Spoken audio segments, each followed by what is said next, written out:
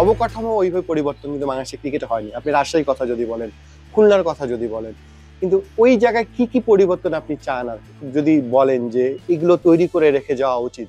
দেখেন আমাদের তো 5টা 6টা ইন্টারন্যাশনাল স্টেডিয়াম আছে, বড় বড় স্টেডিয়াম, রাজশাহী বলেন, বগুড়া বলেন, খুলনা বলেন, সিলেট হচ্ছে, চিটাগাং আছে, মিরপুর আছে, ফতুল্লা আছে।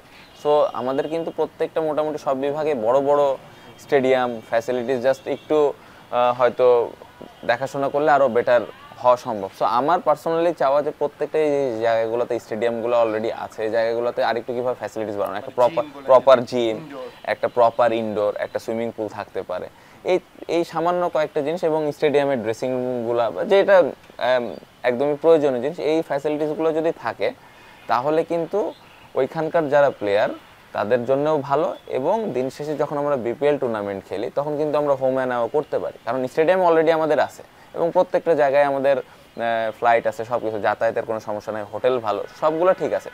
সো এই বিভিন্ন ভেন্যুতে যদি খেলে প্লেয়ারদের এক একটা উইকেটে এক এক রকম অ্যাডজাস্টমেন্ট, এই জিনিসগুলো ইমপ্রুভ হবে। ক্রিকেট অফিসের সাথে কাজ করেন, আপনার নিজেদের বেতন নিয়ে কথা বলবেন, সেটা খুব স্বাভাবিক, আমি আমার স্বার্থ দেখবো। কিন্তু আমাদের ক্রিকেট কোচরা যে পরিমাণ বেতন পায়, আমাদের স্টাফরা যেরকম পায়, আমাদের গ্রাউন্ডসম্যানরা যেরকম বেতন পায়, এটা আসলে বলার মতো না। আপনি জানেন ইভেন ন্যাশনাল টিমের আশপাশের কোচ যাদের কিছুদিন আগে 40-50 হাজার টাকা বেতন ছিল, যে সোহেল ভাইয়ের কথা বললেন, আমার নিজেরও মনে পড়ে 50,000 or 40,000 বেতন ছিল প্রথমে। মানে এই জায়গায় যদি আমরা ডেভেলপ করতে না পারি, সে পেশা হিসেবে কেন বেছে নেবে? 100% এটা আমি একমত আপনার সাথে, যে এটা আসলে যে ধরনের স্যালারি তারা পেতেন বা এখন যারা পাচ্ছেন, এটা আসলে এনাফ না।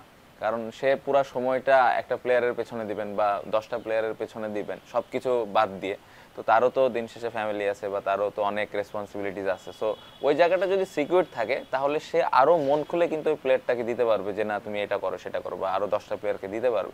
সো এই জায়গাটা নিয়ে কথা আমি নিজেও বলেছিলাম ক্রিকেট বোর্ডের সাথে, ইভেন গ্রাউন্ডসম্যানদের নিয়েও কথা, ভালো উইকেট বানাতে। এবং রিসেন্টলি আমরা যখন প্লেয়াররা বসেছিলাম প্রেসিডেন্টের সাথে, আমরা রিকোয়েস্ট করেছিলাম গ্রাউন্ডসম্যান, ফিজিও, ট্রেনার, কোচ সবাইকে নিয়ে আমরা বলেছিলাম, এবং এই জায়গাটাতে আগের থেকে ইমপ্রুভ হয়েছে। চ্যাম্পিয়ন্স ট্রফি খেলতে গেছে, ওখানে কি কোনো পরিবর্তনের সুযোগ ছিল যে ডিপিএলটা নিয়ে আসা ওই জায়গায়?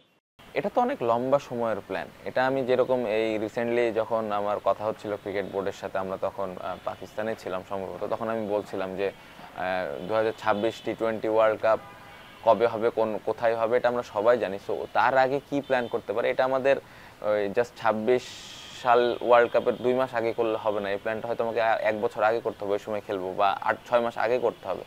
সো এই জিনিসগুলো আমি অলরেডি রিকোয়েস্ট করেছি, বলেছি। নিশ্চয়ই, বেস্ট অফ লাক।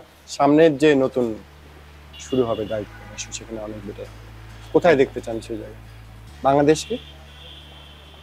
এখন যেখানে আছি তার থেকে অ্যাটলিস্ট 10-15 ধাপ উপরে। তাহমিদ অমিত, যমুনা স্পোর্টস, ঢাকা।